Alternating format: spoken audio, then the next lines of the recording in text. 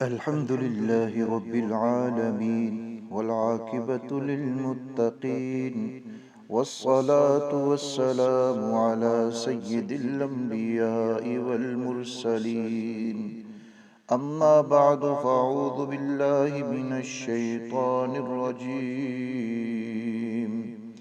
بسم الله الرحمن الرحيم ويسألونك عن ذي القرنين قل سأتلو عليكم منه ذكرا صدق اللہ العظیم۔ 15ویں پارے میں ذکر ہوا تھا کہ رسول اللہ صلی اللہ علیہ وآلہ وسلم سے جو سوالات کیے گئے تھے روح کے بارے میں، اصحاب کہف کے بارے میں اور ذوالقرنین کے بارے میں، 16ویں پارے میں ذوالقرنین کے قصے کو ذکر فرمایا گیا۔ یہاں سے لے کر جو آیت میں نے پڑھی ہے، یہاں سے لے کر آیت نمبر 98 تک حضرت ذوالقرنین کا قصہ بیان کیا جا رہا ہے۔ مشرکین مکہ کے سوالات کے جواب آگے۔ ذوالقرنین کے بارے میں یہ بات یقینی نہیں کہ وہ پیغمبر تھے یا نہیں۔ بہرحال اللہ تعالیٰ نے حضرت ذوالقرنین کو اقتدار اور وسائل عطا کر رکھے تھے۔ انہوں نے 3 سفر کیے۔ پہلا سفر مغرب تک کیا، جہاں سورج ایک دلدل نما سیاہ چشمے میں ڈوب رہا تھا۔ یہ دنیا کا آخری کونا تھا۔ اس کے بعد سمندر ہی سمندر تھا۔ دوسرا سفر مشرق تک کیا، جہاں سے سورج طلوع ہو رہا تھا۔ تیسرا سفر غالباً شمال کا تھا۔ وہاں کے لوگوں سے ملاقات ہوئی تو انہوں نے یاجوج اور ماجوج کی قتل و غارت گری، خون خرابے کی شکایت کی اور درخواست کی کہ ان پہاڑوں کے درمیان میں دیوار بنا دیں، اور انہوں نے مال کی بھی پیشکش کی۔ حضرت ذوالقرنین نے فرمایا کہ تمہارے مال کی ضرورت نہیں، البتہ جو افرادی اور جسمانی طور کے اوپر تم میری مدد کر سکتے ہو وہ تم کرو۔ آپ نے لوہے کے تختوں کو اور سیسے کو ان کو پگھلایا اور ایک مضبوط دیوار وہاں پر بنا دی، جس سے وہ لوگ یاجوج ماجوج کے فساد سے ہمیشہ کے لیے محفوظ ہو گئے۔ آگے فرمایا وَتَرَكْنَا بَعْضَهُمْ يَوْمَئِذٍ يَمُوجُ فِي بَعْضٍ وَنُفِخَ فِي الصُّورِ۔ یہاں اللہ رب العزت نے قیامت کی ہولناکی کو ذکر فرمایا ہے۔ جب سور پھونکا جائے گا تو اس وقت قیامت کی ہولناکی کی وجہ سے لوگ بدحواسی کے عالم میں ایک دوسرے سے ٹکرا رہے ہوں گے، سمجھ ہی نہیں آ رہی ہوگی کہ کیا کرنا ہے کیا نہیں کرنا۔ قُلْ لَوْ كَانَ الْبَحْرُ مِدَادًا لِكَلِمَاتِ رَبِّي لَنَفِدَ الْبَحْرُ۔ اللہ تعالیٰ کی قدرت، صفات اور کمالات یہ غیر متناہی ہیں۔ اگر انہیں لکھا جائے، انہیں شمار کیا جائے تو کئی سمندر خشک پڑ جائیں، لیکن اللہ تعالیٰ کے کمالات اور صفات کبھی بھی ختم نہیں ہوں گے۔ آگے اللہ رب العزت نے فرمایا قُلْ إِنَّمَا أَنَا بَشَرٌ مِثْلُكُمْ يُوحَىٰ إِلَيَّ أَنَّمَا إِلَٰهُكُمْ إِلَٰهٌ وَاحِدٌ۔ رسول اللہ صلی اللہ علیہ وآلہ وسلم سے خالق کائنات فرما رہے ہیں کہ آپ یہ بات لوگوں کو بتا دیں کہ میں بھی بشر ہوں، یعنی تمہاری طرح ایک انسان ہوں اور تم بھی بشر ہو۔ فرق یہ ہے کہ مجھ پر وحی آتی ہے اور تم پر وحی نہیں آتی۔ یہ میرا منصب ہے۔ اگر دیکھا جائے پیدائش کے اعتبار سے میں انسان ہوں، لیکن اللہ کا نبی اور رسول ہوں وحی کے لحاظ سے، اور یہ میرا منصب ہے۔ یہی اصل فضیلت ہے۔ رسول اللہ صلی اللہ علیہ وآلہ وسلم کو خالق کائنات نے تمام جہانوں کے اوپر یہی فضیلت عطا فرمائی ہے۔ آگے فرمایا فَمَنْ كَانَ يَرْجُو لِقَاءَ رَبِّهِ فَلْيَعْمَلْ عَمَلًا صَالِحًا۔ اور خدا کی طرف سے وحی یہ ہے کہ جو شخص اللہ تعالیٰ سے ملنے پر یقین رکھتا ہو تو اسے چاہیے کہ نیک اعمال کرے، اللہ تعالیٰ کی عبادت میں کسی اور کو شریک نہ ٹھہرائے۔ اب جو اعمال ہیں ان کی جو قبولیت ہے وہ 3 چیزوں کے اوپر ہوتی ہے۔ نمبر 1 کہ عقیدہ انسان کا ٹھیک ہو۔ اگر عقیدہ ٹھیک نہیں ہے تو کتنا بھی اچھا ہم کام کر لیں، کتنے اچھے ہم اعمال کر لیں، وہ کام وہ اعمال خدا کے یہاں کوئی فائدہ مند نہیں ہوتے، ان کا کوئی فائدہ نہیں ہوتا۔ عقائد میں بنیادی عقیدہ ایمان ہے۔ اب اگر کسی کے پاس ایمان کی عظیم الشان نعمت ہی نہیں ہے تو وہ کتنا بھی اچھا کام کرے اس کو فائدہ نہیں ہونا۔ نمبر 2 نیت ٹھیک ہو۔ اگر نیت ہی درست نہیں ہے تو چاہے اب کتنا اچھا کام آپ کر لیں وہ قبول نہیں ہوگا، جیسے حدیث میں بھی آتا ہے کہ تمام اعمال کا دار و مدار نیت کے اوپر ہے۔ اور تیسرا کہ وہ عمل جو کام ہم کر رہے ہیں وہ عمل سنت کے مطابق ہو، ایمان بھی ہو اور نیت بھی ٹھیک ہو اور وہ کام سنت کے مطابق بھی ہو۔ آگے سورہ مریم کا آغاز ہو رہا ہے۔ اس سورہ مبارکہ کو حضرت مریم علیہ السلام کا قصہ اس میں بیان کیا گیا اور اسی وجہ سے اس کا نام بھی سورہ مریم رکھا گیا۔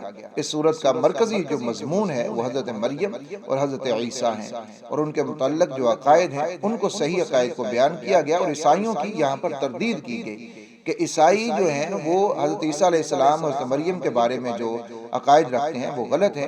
عیسیٰ علیہ السلام حضرت مریم کے بطن سے پیدا ہوئے ہیں، نہ تو وہ تین میں سے تیسرے ہیں اور نہ ہی وہ خدا کے بیٹے ہیں۔ اسی طرح دوسرے انبیاء اکرام کا بھی ذکر ہوا۔ فرمایا اذ نادا ربہ نداء خفیہ، حضرت زکریا علیہ السلام نے اللہ تعالیٰ سے بالکل بڑھاپے میں آہستہ آہستہ دعا مانگی، اور وہ دعا کیا تھی؟ وَحَبْ لِي مِن لَّدُنْكَ وَلِيًّا، مجھے بیٹا دے جو میرا اور آل یعقوب کا وارث بنے۔ یہاں وراثت سے مراد دنیا کی وراثت نہیں ہے بلکہ علوم نبوت کی وارث، وہ وراثت کی بات یہاں پر ہو رہی ہے جو کہ تمام انبیاء علیہ السلام کی وراثت ہوا کرتی ہے۔ انبیاء علیہ السلام جو بھی تھوڑا بہت دنیاوی مال و اسباب چھوڑ کر جائیں وہ صدقہ ہوتا ہے، وہ بطور وراثت آگے منتقل نہیں ہوتا۔ فرمایا یا زکریا انا نبشرک بغلام اسمہ یحییٰ، یہاں پر خالق کائنات نے حضرت زکریا کی دعا کو قبولیت کو بیان فرمایا کہ اللہ نے دعا قبول فرما لی اور ایسے بیٹے کی خوشخبری دی جس کا نام یحییٰ ہوگا۔ اس سے پہلے اس نام کا کوئی اور شخص پیدا نہیں کیا، یعنی نام نہیں تھا کسی کا۔ حضرت زکریا علیہ السلام نے اسباب کو ملحوظ رکھتے ہوئے سوال کیا میرے ہاں کیسے بیٹا ہوگا، میری بیوی بانجھ ہے اور میں بڑھاپے سے سوکھ چکا ہوں۔ تو اللہ تعالیٰ نے بات سمجھائی، ہم بغیر اسباب کے بیٹا عطا فرما دیں گے، وہ تو اللہ تعالیٰ دینے والا ہے، وہ جیسے بھی دے دے۔ پھر اللہ تعالیٰ نے حضرت زکریا علیہ السلام کی درخواست پر نشانی بتائی، تم ٹھیک ٹھاک ہونے کے باوجود 3 رات تک لوگوں سے بات نہیں کر سکو گے۔ پھر آگے حضرت یحییٰ علیہ السلام کے اوصاف کو بیان کیا گیا کہ وہ دانا ہوں گے، پاکیزہ ہوں گے، نرم دل، متقی اور والدین کے خدمت گزار ہوں گے۔ آگے فرمایا وَاذْكُرْ فِي الْكِتَابِ مریم، یہاں سے حضرت مریم علیہ السلام کا قصہ اور حضرت عیسیٰ علیہ السلام کی معجزانہ پیدائش کی تفصیل کو بیان کر کے عیسائیوں کی تردید کی جا رہی ہے کہ عیسیٰ علیہ السلام اللہ تعالیٰ کے بیٹے نہیں ہیں۔ حضرت مریم کی عمر 13 سال یا 15 سال تھی، دونوں قول ملتے ہیں۔ حضرت جبرائیل امین خوبصورت مرد کی شکل میں تشریف لائے۔ فرشتہ جب بھی انسانی شکل میں آتا ہے تو ہمیشہ خوبصورت مرد کی شکل میں آتا ہے۔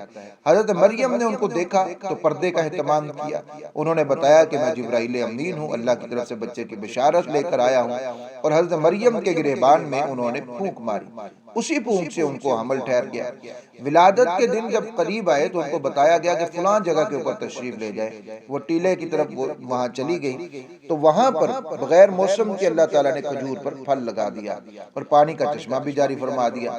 بچہ کی ولادت کے بعد آپ وہیں پر کھجور کھاتی اور چشمہ کا پانی پیتی، 40 دن تک یا جتنے دن نفاس کے تھے وہ وہیں پر اسی جگہ کے اوپر ٹھہری رہیں۔ اس کے بعد وہ واپس اپنے خاندان میں آئیں تو خاندان والوں نے کہا کہ یہ بچہ کہاں سے آ گیا، تمہارا تو نکاح ہی نہیں ہوا۔ حضرت مریم کو حکم تھا کہ آپ اس بچے کی طرف اشارہ کریں۔ پھر حضرت عیسیٰ علیہ السلام نے صفائی دی کہ میں اللہ کا بندہ ہوں، مجھے اللہ رب العزت نے نبی بنایا ہے، مجھے کتاب ملے گی۔ اس طرح لوگوں کا سارا بہتان وہ ختم ہو گیا۔ حضرت عیسیٰ علیہ السلام کی گفتگو جو گود میں تھی اس کو بھی ذکر کیا گیا۔ قال انی عبد اللہ آتانی الکتاب وجعلنی نبیا، حضرت عیسیٰ علیہ السلام نے فرمایا میں اللہ کا بندہ ہوں، مجھے اللہ تعالیٰ کتاب عطا فرمائیں گے، مجھے نبی بنائیں گے، میں جہاں بھی ہوں گا اللہ تعالیٰ برکت عطا فرمائیں گے۔ اللہ تعالیٰ نے مجھے حکم دیا ہے نماز کا، حکم دیا ہے زکوٰۃ کا، جب تک زندہ رہوں مجھے اپنی ماں کا فرما بردار بنایا ہے اور مجھے سختی والا نہیں بنایا۔ آگے حضرت ابراہیم علیہ السلام کا ذکر ہے، وَاذْكُرْ فِي الْكِتَابِ إِبْرَاهِيمَ إِنَّهُ كَانَ صِدِّيقًا نَبِيًّا، یہ حضرت ابراہیم علیہ السلام کا، اور آگے کئی آیات کا مختلف انبیاء علیہ السلام کے فضائل کو، کمالات کو، ان کی صفات کو بیان کیا گیا ہے۔ حضرت ابراہیم علیہ السلام نے بہت ہی عمدہ اور ہمدردانہ انداز میں دلائل کے ساتھ اپنے والد کو اللہ تعالیٰ کی توحید کی طرف دعوت دی۔ والد نے بجائے دعوت کو قبول کرنے کے الٹا اس نے دھمکی دی کہ اگر تم اپنی دعوت سے باز نہ آئے تو تم پر پتھر برساؤں گا۔ حضرت ابراہیم علیہ السلام نے اپنے والد سے کہا میں اپنے پروردگار سے آپ کی بخشش کی دعا کروں گا۔ یہ اس وقت کی بات ہے جب حضرت ابراہیم علیہ السلام کو معلوم نہیں تھا، جب معلوم ہو گیا کہ نہیں ایمان نصیب نہیں ہونا تو آپ نے دعا کرنا چھوڑ دی۔ آگے پھر حضرت ادریس علیہ السلام کا ذکر آ گیا، وَاذْكُرْ فِي الْكِتَابِ إِدْرِيسَ إِنَّهُ كَانَ صِدِّيقًا نَبِيًّا۔ حضرت ادریس علیہ السلام کی بعض خصوصیات ہیں جو مفسرین حضرات نے ان کو ذکر بھی کیا ہے۔ ان کے بارے میں ہے کہ آپ پہلے وہ شخص ہیں جنہوں نے قلم سے لکھنا شروع کیا، اور آپ پہلے وہ شخص ہیں کہ جنہوں نے کپڑا سی کر لباس پہنا۔ آپ سے پہلے لوگ جانوروں کے چمڑے کا لباس پہنتے، اور آپ پہلے شخص ہیں جنہوں نے اسلحہ بنایا اور کفار سے جہاد کیا، اور آپ پہلے شخص ہیں جو حساب کتاب میں ماہر تھے۔ آگے فرمایا فَخَلَفَ مِن بَعْدِهِمْ خَلْفٌ أَضَاعُوا الصَّلَاةَ۔ یہاں سے انبیاء علیہ السلام کے بارے میں فرمایا کہ وہ تو بڑے نیک لوگ تھے، وہ بڑے تھے اور ان کی اولاد بھی نیک تھی، لیکن ایک وقت پھر ایسا ہے کہ ان کے بعد جو نالائق قسم کے جانشین پیدا ہوئے تو انہوں نے سب سے پہلا کام یہ کیا کہ انہوں نے نمازیں برباد کی، اضاعوا الصلاۃ واتبعوا الشہوات۔ انہوں نے نمازیں برباد کی، دوسرا کام شہوات اور خواہشات میں مبتلا ہو گئے۔ معلوم ہوا کہ جو نالائق قسم کے جانشین ہوتے ہیں ان کی دو بیماریاں ہیں، نماز میں کوتاہی اور ناجائز خواہشات کو پورا کرتے ہیں وہ۔ آگے فرمایا وَإِن مِّنكُمْ إِلَّا وَارِدُهَا كَانَ عَلَىٰ رَبِّكَ حَتْمًا مَّقْضِيًّا۔ اللہ تعالیٰ کا وعدہ ہے ہر بندے نے جہنم کے اوپر سے گزرنا ہے۔ میدان معاشر و جنت کے درمیان جہنم ہے، ہاں فرق اتنا ہے صلحاء اور اللہ کے محبوب بندے جہنم کے اوپر سے ٹھنڈک محسوس کرتے ہوئے گزریں گے، اور جہنم کی گرمی انہیں محسوس تک نہیں ہوگی۔ اور جن گناہگاروں کے دل میں ذرہ برابر بھی ایمان ہوگا تو وہ اپنے گناہوں کی سزا بھگتنے کے لیے جہنم میں گریں گے، اور پھر سزا کے بعد ان کو جنت میں بھیج دیا جائے گا۔ اور جن کے دل میں ذرہ برابر بھی ایمان نہیں ہوگا وہ دوزخ میں گرنے کے بعد وہیں پڑے رہیں گے۔ شاید نیک لوگوں کو جہنم کے اوپر سے گزارنے میں یہ حکمت ہے کہ دوزخ کی ہولناکیاں دیکھیں، اور پھر ان کے نظر میں جنت کی قدر و قیمت بھی بڑھ جائے گی کہ ہم کہاں سے بچ کر کہاں آگے، ان کو اپنے اعمال کی قیمت کا بھی پتہ چل جائے گا۔ ان الذین آمنوا وعملوا الصالحات سیجعل لهم الرحمن ودا۔ جو آدمی ایمان لائے، عقیدہ اس کا ٹھیک ہو، اعمال سنت کے مطابق ہو، تو اللہ تعالیٰ اس کے لیے محبت کی ہوائیں چلا دیتے ہیں۔ حدیث پاک میں آتا ہے کہ جب اللہ کسی سے پیار کرتے ہیں تو جبرائیل امین سے اللہ رب العزت فرماتے ہیں کہ فلاں بندے سے مجھے بہت پیار ہے۔ جبرائیل فرشتوں سے کہتے ہیں اللہ کو اس بندے سے بہت پیار ہے، فرشتے آگے اعلان کرتے ہیں، وہ اعلان چلتے چلتے زمین والوں تک پہنچ جاتا ہے، اور پھر اس نیک بندے سے زمین والے نیک لوگ بڑی محبت کرتے ہیں، اس سے پیار رکھتے ہیں۔ آگے سورۃ طٰہٰ وہ آغاز ہو جاتا ہے۔ طٰہٰ یہ حروف مقطعات ہیں، ان کے معنی سوائے اللہ تعالیٰ کے کوئی نہیں جانتا۔ آگے فرمایا ما انزلنا علیک القرآن لتشقی۔ نبی کریم صلی اللہ علیہ وآلہ وسلم پر مکہ مکرمہ میں جب قرآن مجید کا نزول شروع ہوا تو آپ پوری رات تہجد میں قرآن کی تلاوت اتنی فرماتے کہ بسا اوقات مسلسل قیام کی وجہ سے آپ صلی اللہ علیہ وآلہ وسلم کے قدم مبارک پر برم آ جاتا۔ تو اس آیت میں نبی اکرم صلی اللہ علیہ وآلہ وسلم سے فرمایا گیا اتنی زیادہ مشقت اٹھانے کی ضرورت نہیں۔ پھر نبی اکرم صلی اللہ علیہ وآلہ وسلم نے اپنا معمول تبدیل فرما لیا، رات کے کچھ حصے میں آپ آرام فرماتے اور پھر بیدار ہو کر آپ تہجد کی نماز پڑھتے تھے۔ الرحمن علی العرش استویٰ، اہل سنت والجماعت کا مسلک اور مذہب یہ ہے کہ یہ آیت متشابہات میں سے ہے، یعنی اس کا معنی تو معلوم ہے لیکن مطلب اور مراد معلوم نہیں ہے۔ استواء علی العرش یہ اس کے بارے میں اللہ تعالیٰ ہی اصل اس کی مراد اور اس کا مطلب جانتے ہیں۔ آگے حضرت موسیٰ علیہ السلام کا تذکرہ آ جاتا ہے وَهَلْ أَتَاكَ حَدِيثُ مُوسَىٰ، یہاں سے لے کر آگے 98 نمبر آیت تک حضرت موسیٰ علیہ السلام کا تفصیلی واقعہ بیان کیا جا رہا ہے۔ جب حضرت موسیٰ علیہ السلام مدین سے واپس تشریف لائے تو راستے میں آپ وہ راستہ بھول گئے۔ حضرت موسیٰ علیہ السلام نے دور سے ایک درخت کو جلتا ہوا دیکھا تو اپنے گھر والوں سے کہا کہ یہاں ٹھہرو، میں وہاں سے آگ لے کر آتا ہوں۔ آپ جب اس درخت کے قریب پہنچے تو بڑا عجیب منظر وہاں دیکھا انہوں نے کہ اس درخت کی کوئی شاخ یا پتا نہیں جل رہا تھا، بلکہ آگ نے درخت کے حسن اور خوبصورتی کو مزید بڑھا دیا۔ اسی دوران اس درخت سے حضرت موسیٰ علیہ السلام کو اللہ تعالیٰ کی طرف سے آواز آئی کہ موسیٰ میں تمہارا رب ہوں، اپنے جوتے اتار دو، کیونکہ تم نے اس وقت طوٰ کی مقدس وادی میں قدم رکھا ہے، تم وہاں پر ہو، میں نے تمہیں نبوت دینے کے لیے منتخب کر لیا ہے، اس لیے جو وحی تم پر بھیجی جا رہی ہے اسے غور سے سنو، میں ہی اللہ ہوں، میرے سوا کوئی عبادت کے لائق نہیں، اس لیے میری عبادت کرو اور مجھے یاد رکھنے کے لیے نماز قائم کرو۔ آگے اللہ تعالیٰ نے جو حضرت موسیٰ علیہ السلام سے مکالمہ فرمایا، معجزہ عطا کیا، اس کا ذکر ہے، آپ کی دعاؤں اور ان کی قبولیت کا بھی تذکرہ ہے۔ فرمایا قال رب اشرح لی صدری، جب اللہ تعالیٰ نے حضرت موسیٰ علیہ السلام کو فرعون کی طرف دعوت کے لیے جانے کا حکم دیا تو موسیٰ علیہ السلام نے اللہ تعالیٰ سے 4 چیزیں کا سوال کیا، 4 چیزیں مانگی۔ اے اللہ، جو بات میں سمجھانا چاہتا ہوں میرے اوپر کھول دے تاکہ مجھے سمجھانے میں دقت نہ ہو۔ اے اللہ مجھے اسباب عطا فرما، اے اللہ مجھے فصیح زبان عطا فرما دے، زبان کی لکنت ختم ہو جائے تاکہ میں بات کھل کر کر سکوں۔ اور یا اللہ میرے خاندان میں سے میرے بھائی ہارون کو میرا معاون بنا دے اور اس کے ذریعے میری کمر مضبوط فرما دے، اس کو میرے کام میں شامل فرما دے۔ یہ ساری دعائیں اللہ تعالیٰ نے قبول فرما لی۔ پھر اللہ تعالیٰ نے بطور احسان اور تسلی کے حضرت موسیٰ علیہ السلام کے بچپن کا واقعہ ذکر فرمایا کہ ہم نے موسیٰ کو حکم دیا کہ اسے صندوق میں رکھ کر دریا میں ڈال دیں۔ حضرت موسیٰ علیہ السلام کی بہن ساتھ ساتھ چلتی رہی اس صندوق کے، اور صندوق فرعون کے محل کے پاس جا پہنچا۔ پھر دودھ پلانے والے معاملے کی صورت میں موسیٰ علیہ السلام کی جو والدہ ہیں ان کو وہاں پہنچا دیا گیا، اللہ تعالیٰ نے وہاں پہنچا دیا۔ اور اگلی آیات میں حضرت موسیٰ علیہ السلام حضرت ہارون کے فرعون کے پاس جانے کا ذکر ہے۔ آگے فرمایا منہا خلقناکم وفیہا نعیدکم ومنہا نخرجکم تارۃ اخری۔